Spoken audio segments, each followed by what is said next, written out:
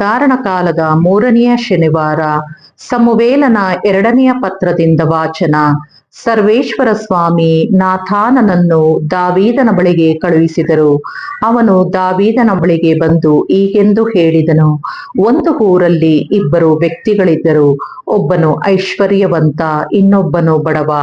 ಐಶ್ವರ್ಯವಂತನಿಗೆ ಬಹಳ ದನಕುರಿಗಳಿದ್ದವು. ಬಡವನಿಗೆ ಒಂದು ಕುರಿಮರಿಯ ಹೊರತು ಬೇರೇನೂ ಇರಲಿಲ್ಲ. ಅದು ಕೊಂಡು ತಂದದ್ದು. ಅದನ್ನು ಅಕ್ಕರೆಯಿಂದ ಸಾಕುತ್ತಿದ್ದ. ಅದು ದೊಡ್ಡದಾಗುವವರೆಗೆ ಮಗುವಿನಂತೆ ಅವನ ಸಂಗಡ ಹಾಗೂ ಅವನ ಮಕ್ಕಳ ಸಂಗಡ ಬೆಳೆಯುತ್ತಿತ್ತು. ಅವನೊಡನೆ ರೊಟ್ಟಿ ತಿನ್ನುತ್ತಾ ಅವನ ಪಾತ್ರೆಯಲ್ಲೇ ನೀರು ಕುಡಿಯುತ್ತಾ ಇತ್ತು.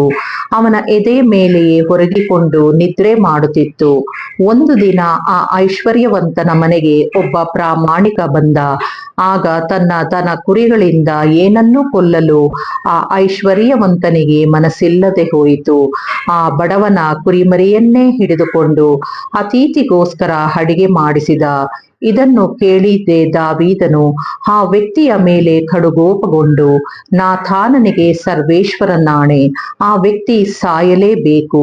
ಅವನು ಕರುಣೆ ಇಲ್ಲದೆ ಹೀಗೆ ಮಾಡಿದ್ದರಿಂದ ಆ ಕುರಿ ಮರಿಗಾಗಿ 4ರಷ್ಟು ಹಿಂದಕ್ಕೆ ಕೊಡಲೇಬೇಕು ಎಂದರು. ಆಗ ನಾಥಾನನು ದಾವೀದನನ್ನು ದಿಟ್ಟಿಸಿ, ಆ ಮನುಷ್ಯ ನೀನೇ, ಇಸ್ರಾಯೇಲರ ದೇವರಾದ ಸರ್ವೇಶ್ವರ ನಿನಗೆ ಹೇಳುವುದು ಇದು. ನಿನ್ನನ್ನು ಅಭಿಷೇಕಿಸಿ ಇಸ್ರಾಯೇಲರ ಅರಸನನ್ನಾಗಿ ಮಾಡಿದವನು ನಾನು, ಸೌಲನ ಕೈಗೆ ಸಿಕ್ಕದಂತೆ ತಪ್ಪಿಸಿದವನು ನಾನು. ನೀನು ನನ್ನ ಆಜ್ಞೆಯನ್ನು ತಿರಸ್ಕರಿಸಿದೆ ಹಾಗೂ ಹಿತ್ತಿಯನಾದ ಉರಿಯನನ್ನು ಅಮ್ಮೋನಿಯರ ಕತ್ತಿಯಿಂದ ಕೊಲ್ಲಿಸಿ ಅವನ ಹೆಂಡತಿಯನ್ನು ನಿನ್ನ ಹೆಂಡತಿಯನ್ನಾಗಿ ತೆಗೆದುಕೊಂಡೆ. ಆದ್ದರಿಂದ ಕತ್ತಿ ನಿನ್ನ ಮನೆಯನ್ನು ಬಿಟ್ಟು ತೊಲಗುವುದಿಲ್ಲ. ಸರ್ವೇಶ್ವರನಾದ ನನ್ನ ಮಾತನ್ನು ಕೇಳು. ನಿನ್ನ ಮನೆಯವರಿಂದಲೇ ನಿನಗೆ ಕೇಡು ಉಂಟಾಗುವಂತೆ ಮಾಡುವೆನು. ನಿನ್ನ ಹೆಂಡತಿಯರನ್ನು ನಿನ್ನ ಎದುರಿನಲ್ಲೇ ಇನ್ನೊಬ್ಬನಿಗೆ ಕೊಡುವೆನು. ಅವನು ಹಗಲಿನಲ್ಲೇ ಅವರ ಕೂಡ ಮಲಗುವನು. ನೀನು ಅದನ್ನು ಗುಪ್ತವಾಗಿ ಮಾಡಿದೆ. ನಾನು ಹೇಳುವ ಮಾತಾದರೂ ಇಸ್ರಾಯೇಲರ ಮುಂದೆ ಬಹಿರಂಗವಾಗಿ ನೆರವೇರುವುದು ಎಂದರು. ಆಗ ದಾವೀದನು ನಾಥಾನನಿಗೆ, ನಾನು ಸರ್ವೇಶ್ವರನಿಗೆ ವಿರುದ್ಧ ಪಾಪ ಮಾಡಿದ್ದೇನೆ ಎಂದು ಹೇಳಿದನು. ನಾಥಾನನು ಅವನಿಗೆ, ಸರ್ವೇಶ್ವರ ನಿನ್ನ ಪಾಪವನ್ನು ಕ್ಷಮಿಸಿದ್ದಾರೆ, ನೀನು ಸಾಯುವುದಿಲ್ಲ. ಆದರೂ ನೀನು ಈ ಕೃತ್ಯದಿಂದ ಸರ್ವೇಶ್ವರನ ವೈರಿಗಳು ಅವರನ್ನು ಬಹಳವಾಗಿ ನಿಂದಿಸುವುದಕ್ಕೆ ಆಸ್ಪದ ಕೊಟ್ಟೆ. ಆದುದರಿಂದ ನಿನ್ನಿಂದ ಹುಟ್ಟಲಿರುವ ಮಗು ಸತ್ತು ಹೋಗುವುದು ಎಂದು ಹೇಳಿ ಮನೆಗೆ ಹೊರಟು ಹೋದನು. ಉರಿಯನು ಹೆಂಡತಿಯಲ್ಲಿ ದಾವೀದನಿಗೆ ಹುಟ್ಟಿದ ಮಗು ಸರ್ವೇಶ್ವರನ ಶಿಕ್ಷೆಯಿಂದಾಗಿ ಬಹು ಅಸ್ವಸ್ಥವಾಯಿತು. ಆದುದರಿಂದ ದಾವೀದನು ಮಗುವಿಗಾಗಿ ದೇವರನ್ನು ಪ್ರಾರ್ಥಿಸುತ್ತಾ ಉಪವಾಸ ಮಾಡುತ್ತಾ ಒಳಕೋಣೆಯಲ್ಲಿ ನೆಲದ ಮೇಲೆಯೇ ಬಿದ್ದುಕೊಂಡು ರಾತ್ರಿ ಕಳೆಯುತ್ತಿದ್ದ. ಆ ಸ್ಥಾನದ ಅಧಿಕಾರಿಗಳು ಅವನನ್ನು ಎಬ್ಬಿಸುವುದಕ್ಕೆ ಹೋದರು, ಆದರೆ ಅವನು ಹೇಳಲೂ ಇಲ್ಲ, ಅವರೊಡನೆ ಆಹಾರ ತೆಗೆದುಕೊಳ್ಳಲೂ ಇಲ್ಲ. ಪ್ರಭುವಿನ ವಾಕ್ಯ. ದೇವರಿಗೆ ಕೃತಜ್ಞತೆ ಸಲ್ಲಲಿ. ಕೀರ್ತನೆ. ಶ್ಲೋಕ. ಶುದ್ಧ ಹೃದಯವನ್ನು ದೇವ ನಿರ್ಮಿಸು. ಪ್ರಭು ಜೀವೋದ್ಧಾರವನ್ನು ಮರಳಿ ಸವಿಯುವಂತೆ ಮಾಡು. ವಿಧಿಯನಾಗಿ ನಡೆವ ಸಿದ್ಧ ಮನಸ್ಸನ್ನು ನೀಡು. ಬೋಧಿಸುವೆನಾಗ ನಿನ್ನ ಮಾರ್ಗವನ್ನು ದುರುಳರಿಗೆ, ತಿರುಗಿಕೊಳ್ಳರಾಗ ದ್ರೋಹಿಗಳು ನಿನ್ನ ಕಡೆಗೆ. ಶ್ಲೋಕ. ಶುದ್ಧ ಹೃದಯವನ್ನು ದೇವ ನಿರ್ಮಿಸು. ತಪ್ಪಿಸೆನ್ನನು ಪ್ರಭು ದೇವ ರಕ್ತಾಪರಾಧದಿಂದ. ನಿನ್ನ ಸತ್ಯಸಂಧತೆಯನ್ನು ಸಾರುವೆ ಮುಕ್ತಕಂಠದಿಂದ. ತೆರವಂತೆ ಮಾಡು ಪ್ರಭು ನನ್ನ ತುಟಿಗಳನ್ನು, ಸಾರುವುದೆನ್ನ ಬಾಯಿ ನಿನ್ನ ನುಡಿಗಳನ್ನು. ಶ್ಲೋಕ. ಶುದ್ಧ ಹೃದಯವನ್ನು ದೇವ ನಿರ್ಮಿಸು. ಶುದ್ಧ ಹೃದಯವನ್ನು ದೇವ ನಿರ್ಮಿಸು. ಅಂತರಂಗವನ್ನು ಚೇತನಗೊಳಿಸು. ತಳ್ಳಬೇಡೆನ್ನನು ದೇವ ನಿನ್ನ ಸನ್ನಿಧಿಯಿಂದ. ದೂಡಬೇಡ ನಿನ್ನ ಪವಿತ್ರಾತ್ಮನು ನನ್ನಿಂದ. ಶ್ಲೋಕ. ಶುದ್ಧ ಹೃದಯವನ್ನು ದೇವ ನಿರ್ಮಿಸು. ಘೋಷಣೆ. Hallelujah, hallelujah. ಸೃಷ್ಟಿಗಳಲ್ಲೆಲ್ಲ ನಾನು ಪ್ರಥಮ ಫಲವಾಗುವಂತೆ ದೇವರು ತಮ್ಮ ಸುಚಿತ್ತದ ಪ್ರಕಾರ ಸತ್ಯವಾಕ್ಯದ ಮೂಲಕ ನಮಗೆ ಜೀವವಿತ್ತರು. ಹಲ್ಲೆಲೂಯ. ಮಾರ್ಕನು ಬರೆದ ಶುಭ ಸಂದೇಶದಿಂದ ವಾಚನ. ಆ ದಿನ ಸಾಯಂಕಾಲ ಏಸು ತಮ್ಮ ಶಿಷ್ಯರಿಗೆ ಸರೋವರದ ಆಚೆ ದಡಕ್ಕೆ ಹೋಗೋಣ ಎಂದರು. ಆಗ ಶಿಷ್ಯರು ಜನರ ಗುಂಪನ್ನು ಬಿಟ್ಟು ದೋಣಿಯಲ್ಲಿ ಕುಳಿತಿದ್ದ ಏಸುವನ್ನು ಹಾಗೆಯೇ ತಮ್ಮ ಜೊತೆಯಲ್ಲಿ ಕರೆದುಕೊಂಡು ಹೊರಟರು. ಆ ದೋಣಿಯ ಸಂಗಡ ಬೇರೆ ದೋಣಿಗಳು ಇದ್ದವು. ಸ್ವಲ್ಪ ಮುಂದೆ ಹೋಗುವಷ್ಟರಲ್ಲೇ ದೋಣಿ ಬಿರುಗಾಳಿ ಎದ್ದಿತು. ಅಲೆಗಳು ದೋಣಿಗೆ ಅಪ್ಪಳಿಸತೊಡಗಿದವು. ದೋಣಿಯೊಳಗೆ ನೀರು ನುಗ್ಗಿ ಅದು ತುಂಬಿ ಹೋಗುವುದರಲ್ಲಿತ್ತು. ಏಸುವಾದರೂ ದೋಣಿಯ ಹಿಂಭಾಗದಲ್ಲಿ ದಿಂಬನ್ನು ಹೊರಗಿ ನಿದ್ದೆ ಮಾಡುತ್ತಿದ್ದರು. ಶಿಷ್ಯರು ಅವರನ್ನು ಎಬ್ಬಿಸಿ, ಗುರುವೇ, ನಾವು ಸಾಯುತ್ತಿದ್ದೇವೆ, ತಮಗೆ ಚಿಂತೆಯೇ ಇಲ್ಲವೇ ಎಂದರು. ಆಗ ಏಸು ಎಚ್ಚೆತ್ತು ಬಿರುಗಾಳಿಯನ್ನು ಗದರಿಸಿದರು. ಸರೋವರಕ್ಕೆ ಶಾಂತವಾಗಿರು, ಮೊರೆಯಬೇಡ ಎಂದು ಆಜ್ಞಾಪಿಸಿದರು. ತಕ್ಷಣ ಬಿರುಗಾಳಿ ನಿಂತಿತು, ವಾತಾವರಣ ಪ್ರಶಾಂತವಾಯಿತು. ಅನಂತರ ತಮ್ಮ ಶಿಷ್ಯರಿಗೆ, ಏಕೆ ಇಷ್ಟು ಭಯ? ಇನ್ನು ನಿಮಗೆ ವಿಶ್ವಾಸವಿಲ್ಲವೇ ಎಂದರು. ಶಿಷ್ಯರಾದರೋ ಭಯಭ್ರಾಂತರಾಗಿ, ಗಾಳಿಯು ಸರೋವರವು ಇವರು ಹೇಳುವಂತೆ ಕೇಳಬೇಕಾದರೆ ಇವರು ಯಾರಿರಬಹುದು ಎಂದು ತಮ್ಮೊಳಗೆ ಮಾತಾಡಿಕೊಂಡರು. ಪ್ರಭುವಿನ ಶುಭ ಸಂದೇಶ. ಕ್ರಿಸ್ತರೇ, ನಿಮಗೆ ಸ್ತುತಿ ಸಲ್ಲಲಿ.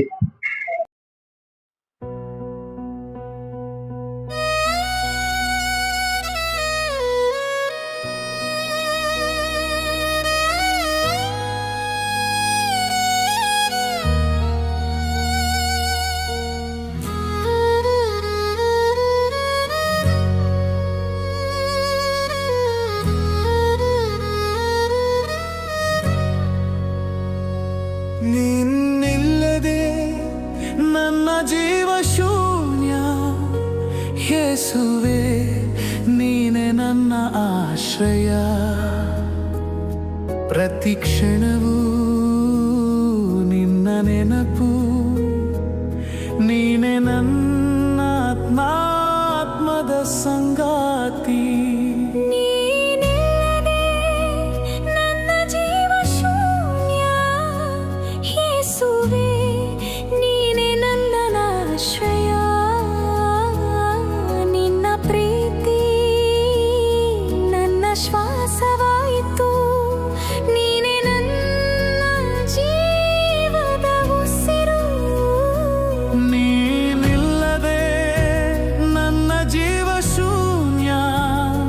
ಯೇಸುವೇ ನೀನೆ ನನ್ನ ಆಶ್ರಯ.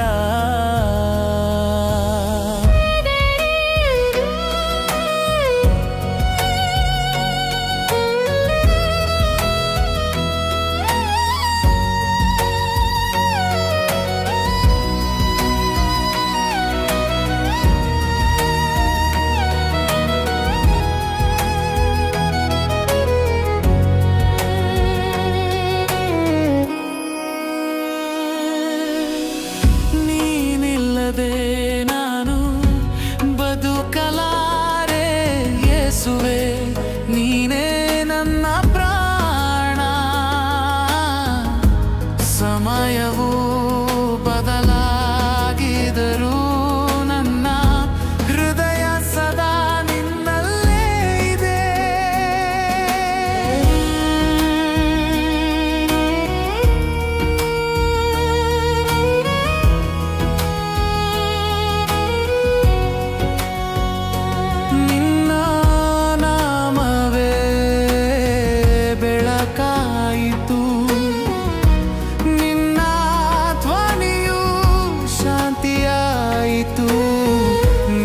ಸ್ಪರ್ಶ ನನ್ನ ಆತ್ಮ ಶುದ್ಧಗೊಳಿಸಿತು. ನಿನ್ನ ಪ್ರೀತಿ ನನ್ನ ಮಾರ್ಗ ತೋರಿಸಿತು.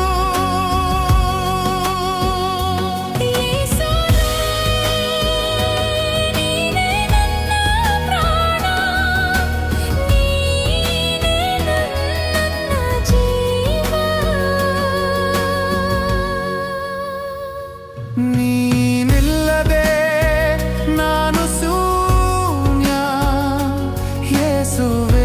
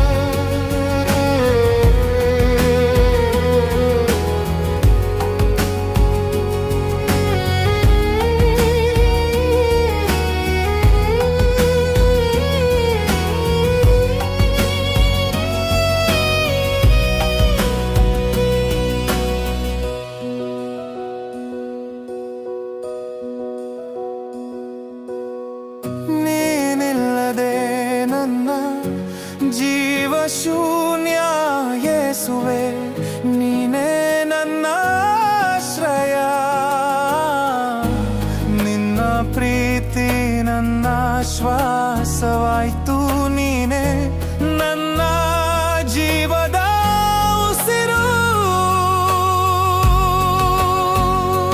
ನೀನಿಲ್ಲದೆ ನನ್ನ ಜೀವ ಶೂನ್ಯ. ಯೇಸುವೇ, ನೀನೇ ನನ್ನ ಆಶ್ರಯ. ನಿನ್ನ ಪ್ರೀತಿ ನನ್ನ ಶ್ವಾಸವಾಯ್ತು ನೀನೇ ನನ್ನ ಜೀವದ ಉಸಿರು.